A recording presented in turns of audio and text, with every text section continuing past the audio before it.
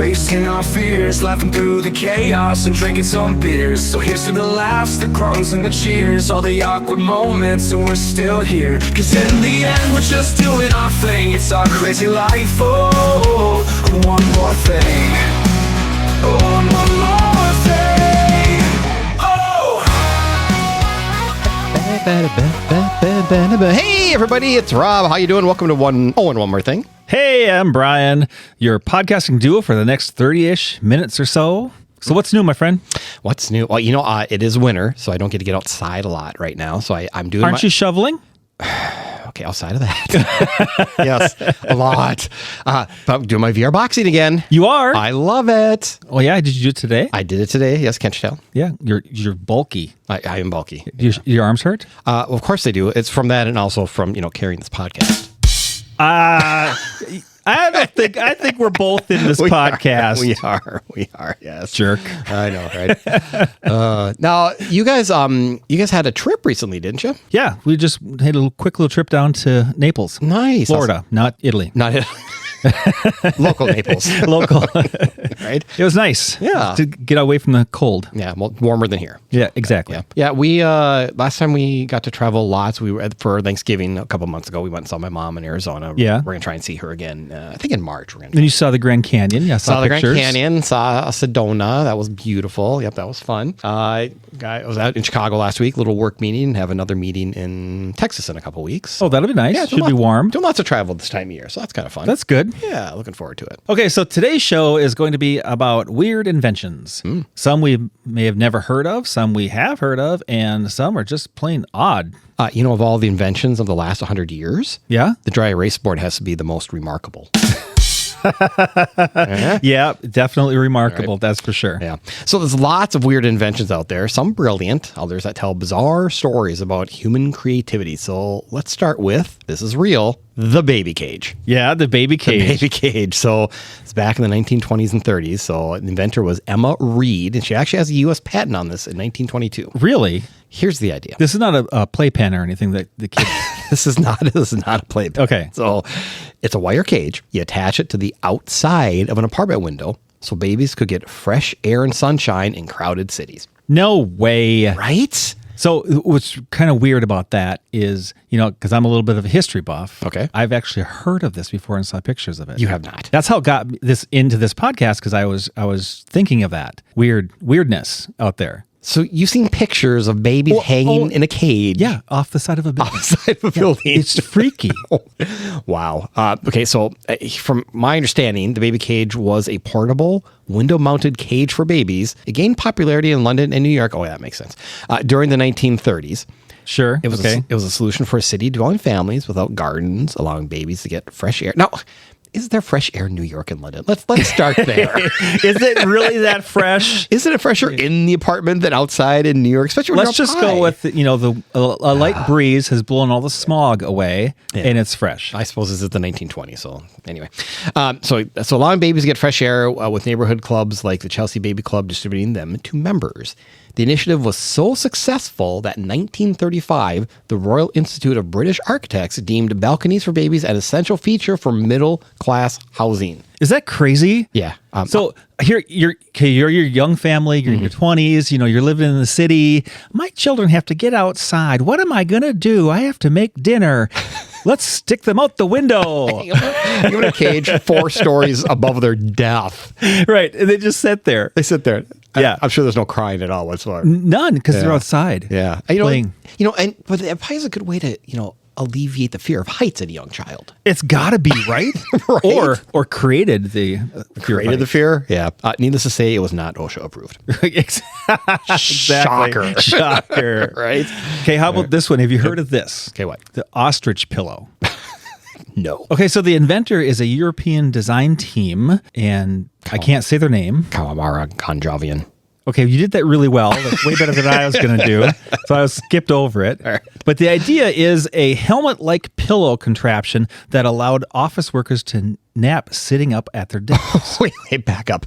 So it's not a pillow for ostriches. No, it's not a pillow for ostriches. And it's invented in 2012. So it's pretty recent. Oh my, okay, all right, you keep going. I'm looking this up. Okay. It looks like a cross between a gas mask and a soft bucket. The ostrich pillow was created to enable power naps anywhere. They launched the original design on a Kickstarter, raising over $130,000 in funds of production. Shut the front door. I know, right? Who invested in that thing? Right. The initial success led to the brand expansion and the company Ostrich Pillow. It has since developed a range of products focusing on rest and self-care, according to its website. Okay, so I'm on their website. This is a real website, ostrichpillow.com. And most of their stuff is normal. It's normal stuff. You see eye masks and travel pillows. They have compression socks, legit stuff. Until you scroll down to the original napping pillow. And it's like the whole thing just lays over the top of your head, right? It lays over your head. It's like a light bulb looking thing, like a punching bag thing. Like a punching bag. With two holes in the head for your arms to put your hands in. You're kidding. So you have your head down on your desk with your hands over your head, laying on the desk in this pillow. You look like a complete tool. Who is wearing this? And obviously, nobody. People must buy it. I mean, are they buying it for a joke? Is they're it $100. Are you kidding? That's what it says on the website. Who is? I don't have one. And what boss is going to let you nap at your desk? Right. I mean, if I want to work there. I love my employees, but I saw any of y'all doing this, we're done. No. I want to see it on an airplane, someone taking a nap with the thing. With the little tray table coming out. Yeah, call the authorities. Someone's dying. Oh my God. I would take so many pictures of that and put it all over if I saw that. Oh, that is so funny. So yeah, it's a real thing. I can't believe that's real. I mean, give it up to the inventor, man. Right? Prop for that. I mean, they got a website and it looks like they're selling crap. So good for them, man. Awesome. That's awesome. All right. Next one, the amphibious bicycle. What? Amphibious, that means like water, right? You're right. Okay. That's what I thought. I'm like, okay, I don't know what that is. All right, so the inventor Charles Steinlauf and others experimented with it. So what it is a bike equipped with flotation barrels and paddle wheels so you could ride across lakes and rivers. Okay. But is that I've seen this before. Yeah, it's a water toy. A water toy. Basically. It has a big big yellow wheels. Yeah, exactly. Yeah. It's on a bike. Okay, it's not as odd as I thought. So that's today's version. This was 1930. That's true. Okay. They didn't have like plastics back then like we have now.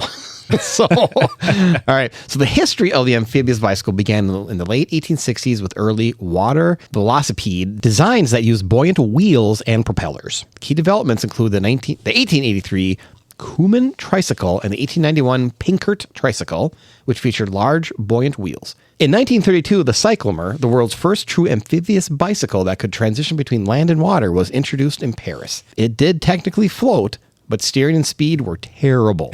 I could imagine. You think?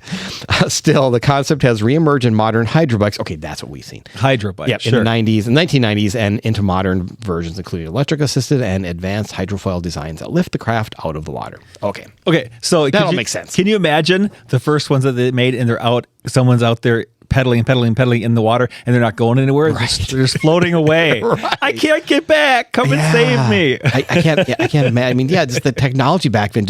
I can't imagine that it had. You were spinning in circles. Right. That's all you did. Oh my God. So funny. That's funny.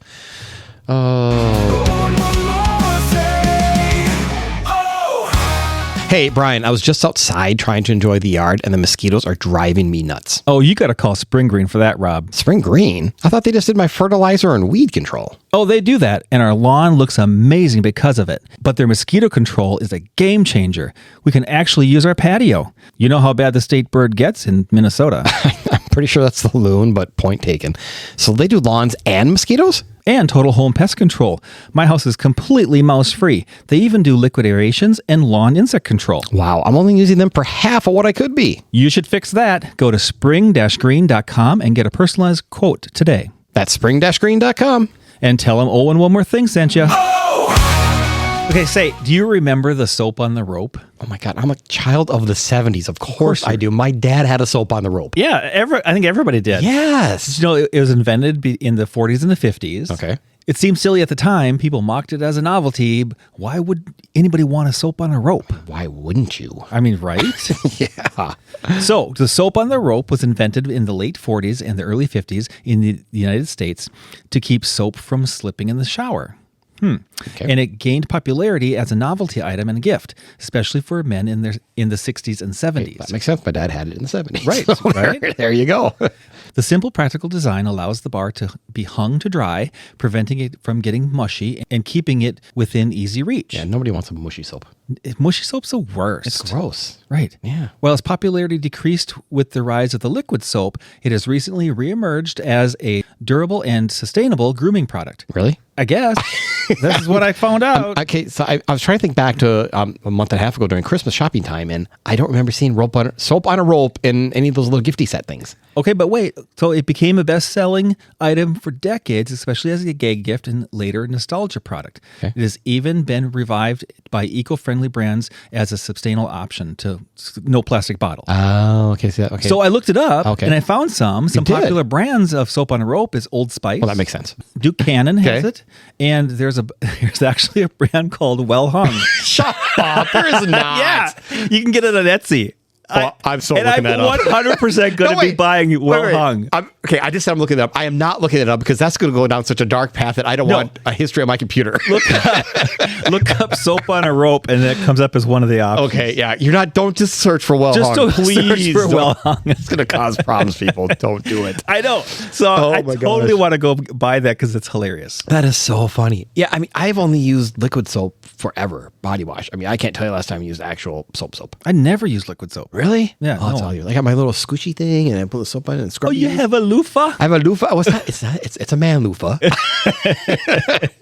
No. I use Irish Spring. That is my favorite bar soap. If you're going to pick one, that is my The favorite. only bar soap I'll use. Yeah. All the other ones are gross. Right. Yeah. They slip out of my hands and get mushy. I have used. there is that. Yeah. I've even used liquid Irish Spring body wash. There you go. I love the smell. Right. It's a great scent. Yeah. Funny. All right.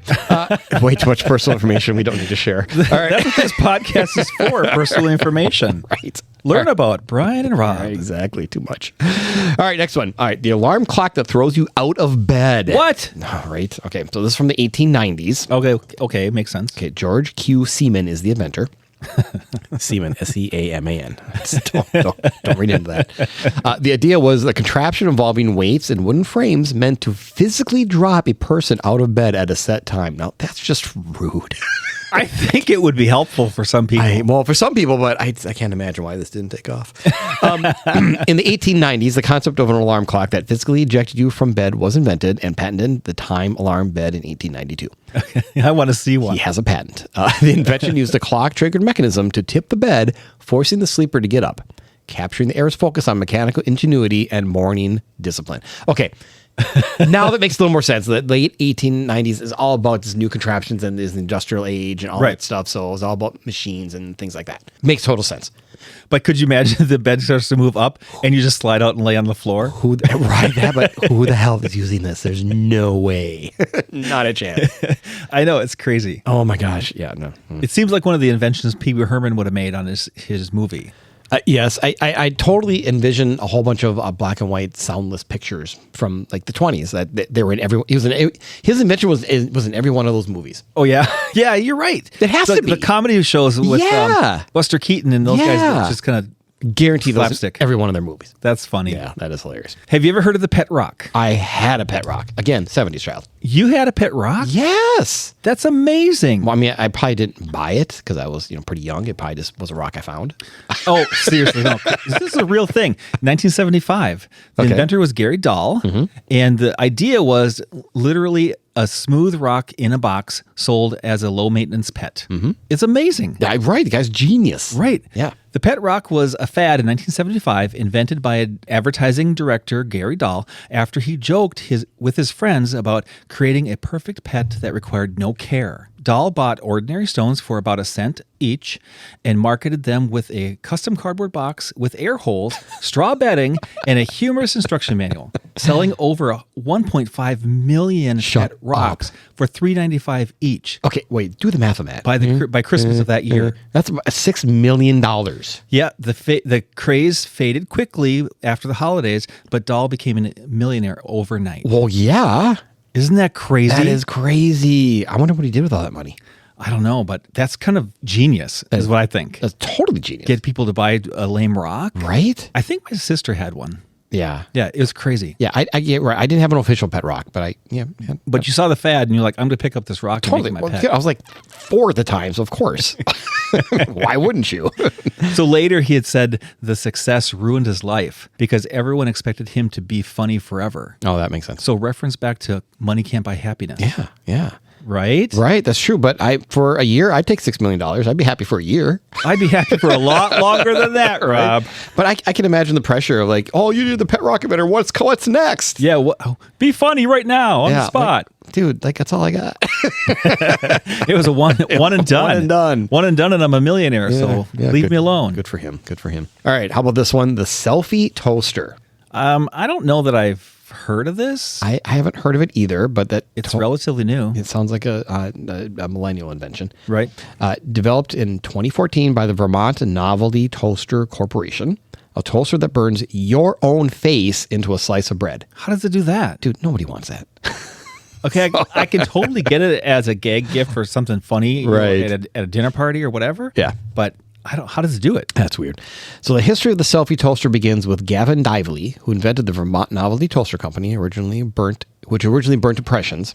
Okay, I get it. In 2010. Right. Wah, wah. The company initially created novelty toasters that imprinted images like logos and the face of Jesus Christ on a toast. Oh, this reminds, I just watched this episode of Big Bang Theory. He was making Xylon toast. Oh, is that what this is? Maybe I think he's it is. using this product? I think he was, yeah. That's cool. The specific idea for a selfie toaster came to Dively a few months before July 2014, after he successfully imprinted his son's selfie on toast, and the product was launched shortly thereafter. Originally a prank gift idea, but became a real business after viral media coverage. The company has had so many orders that they had to create software to convert selfies into toast art. That's crazy. So this is a legit company that's actually doing this. That really kind of formed because it was crazy on the internet or on. Yeah, I think it's my age that the whole selfie thing, like, we go on trips and we take selfies and wow, that's cute, but there is a limit. I don't need to see my face in toast, even as a cake gift. But it's funny, isn't it? I mean, I want to see one right now, and I want a piece of toast with my mug on. Oh yeah, I would laugh at your face on toast. Absolutely, I'd eat it. I don't need. Eat your face. Eat your face. But I don't need to see my face in toast. No. I'm okay with that. No, that's when your wife says, "Totally bit your face off." Oh, I see you enough. I don't need to see it in toast. Yeah. Oh my gosh, that's funny. Okay, how about this one? Okay. Now I have a hard time. I can't stop laughing about it. But Lord.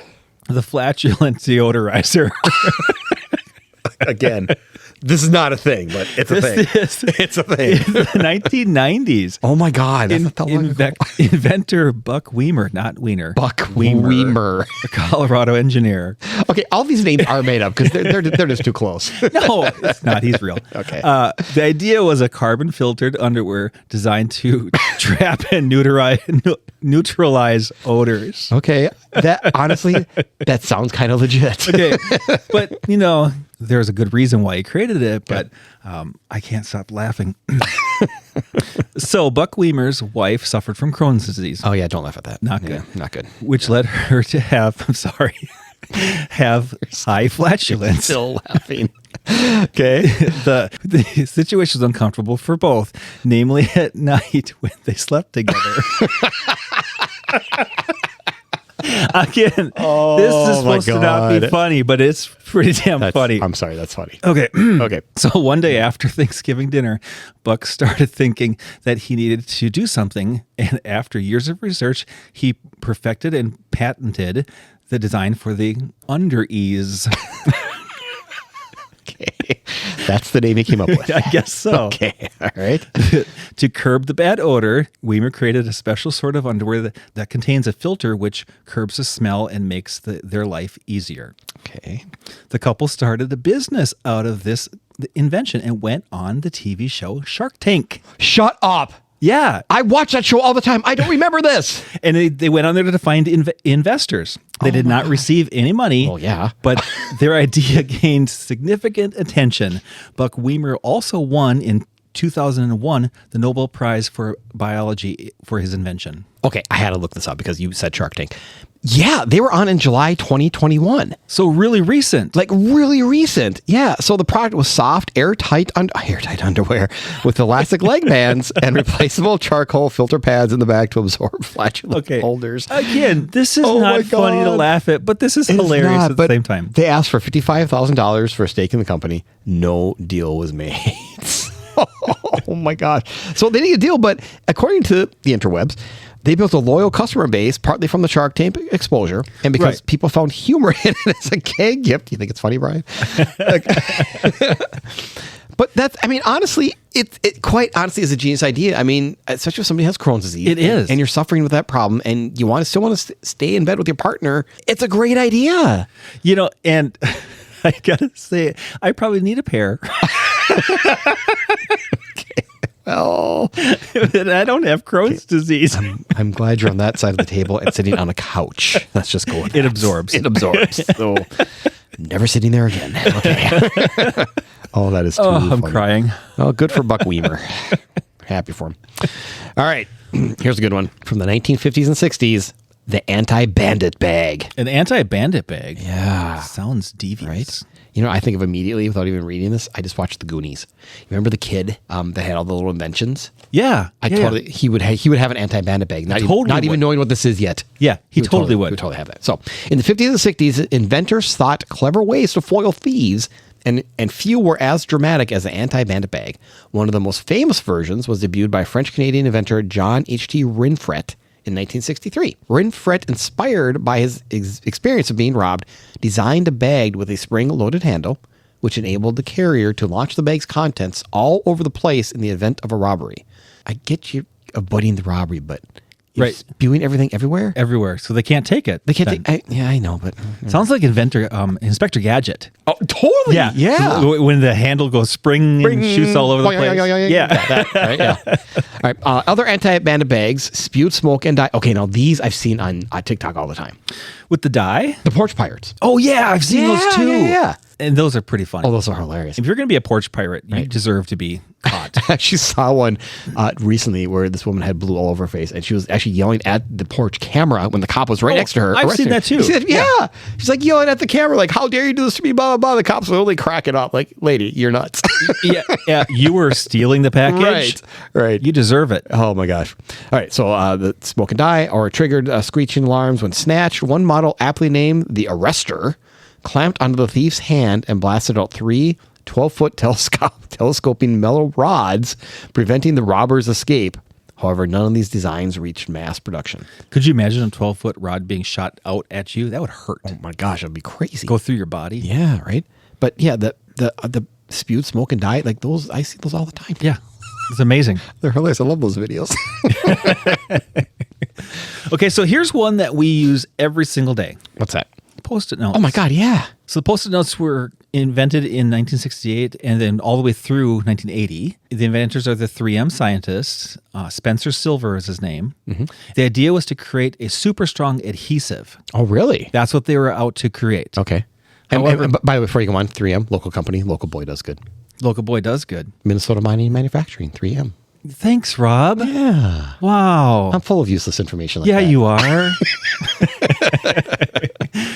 But by accident, while trying to create the super strong adhesive, he instead created a weak glue that barely stuck. The idea for the removable sticky note was considered pointless. Ooh. Who'd want to use that? Oh, well, let me tell you. Right? Right?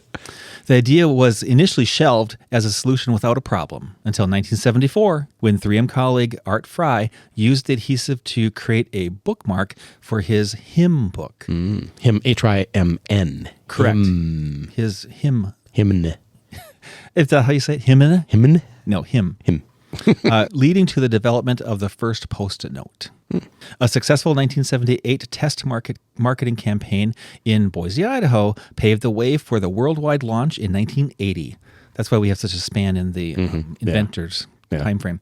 The Post-it note became one of the most successful office products of all time. Yeah, literally use it every day. Every day. Every day. I use the little the 2x2, the 3x3s, and the little tabby ones to mark pages. I use those all the time. All the time. And the worst is when you use it so often and the sticky runs out, and like, damn it, now I got to get another I one. got to do a new one. I know, right? So I annoying. need to save them. I got to save them because I don't have that many left. Right? Oh, I mean, I have my home office. I work at home. I don't get the luxury of a business to pull my Post-it notes from. My office supplies from somebody else. I got to buy my office buy your supplies. own. What's your color of choice? Always yellow. Yeah, that's the big, I like to buy the variety pack at Costco. Of course. Why wouldn't you get that at Costco, Rob? Okay, well, I haven't got a Costco story in yet on our podcast today, so I had to get one in. But I like the variety pack, but the problem is it's half yellow, and then it's half like red, blue, green, whatever. So you're branching out and using other colors. I'm using because nobody else is using, everybody else goes right to the yellow. Nobody uses the other colors, so. Don't you use them for color coordinating then? No, God, no. Come on, Rob. We're not that organized. We're a lawn care company. So, all right. Next one. Oh, God, I hate these with a passion. Oh, Crocs. Do you own a pair of Crocs? No. I don't have Crocs either. I don't think I've ever had one on my foot. And people who have them swear by them. They love them. They wear them everywhere. That's probably why I hate them, because they wear them everywhere. It's inappropriate. Are you opinionated, Rob? Just saying. It's a freaking plastic shoe, people. It's more than plastic. I know, but I know, and I shouldn't. I'm sure people listening now, they're yelling at me because I don't get it. I don't get it. But again, I've never had one on my foot, so I should not be judgy. You're going to get it when you read this. I'm going to get okay. So the inventor is Scott Siemens. Again, another Siemens. And these names are fake. No, they're not. Lyndon Hansen and George Brodeker Jr. So the idea, we obviously all know, an easy slip-in resistant boating shoe. See, it was done for boating, not for your everyday That makes wear. sense, but have you ever seen anybody actually wear Crocs on a boat? No. No. No, nobody wears them on a boat. The ugly, rubbery, brightly colored clogs were mocked relentlessly as the ultimate fashion disaster. Crocs were created by three friends who discovered a foam clog design from a Canadian company called Foam Creations. Original name. Originally marketed as comfortable, slip-resistant boating shoes, the first model, the Beach, debuted at the 2002 Fort Lauderdale Boat Show and quickly sold out. So everybody wanted them. Everybody wanted them. The company later expanded its offerings, and while its ugly design was polarizing, it became a mainstream hit. And yes, it did. Following a period of struggle, Crocs experienced a resurgence around 2017, driven by changing fashion trends and collaborations, as well as the popularity of customizable gibbets charms. The name Crocs was chosen to reflect the shoe's ability to function on both land and water like a crocodile. Yeah. I mean, you remember the gibbets? My kids had them all the time. Oh my God, they had them everywhere. Yes. Yeah, so they had them stuff them in their shoes constantly. I was to buy new ones, and yeah, they liked it. I find them all over the house because they fall off. But you didn't have a pair. I didn't have a pair. No. We're not the right ones to ask about these. I have Keens that I slip into every day.